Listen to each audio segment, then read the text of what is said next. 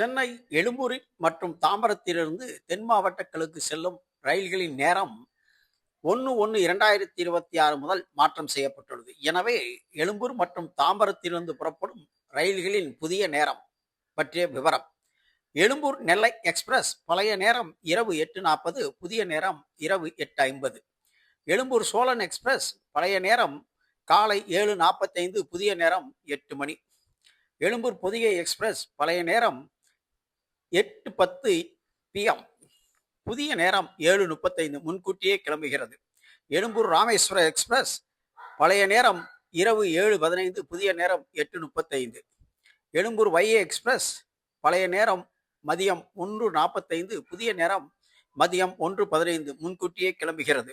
எழும்பூர் முத்து நகர் express பழைய நேரம் இரவு 7:30 மணி, புதிய நேரம் 7:15, முன்கூட்டியே கிளம்புகிறது. எழும்பூர் நெல்லை வந்தே பாரத் பழைய நேரம் 2:45, புதிய நேரம் மதியம் 3:05 மணிக்கு.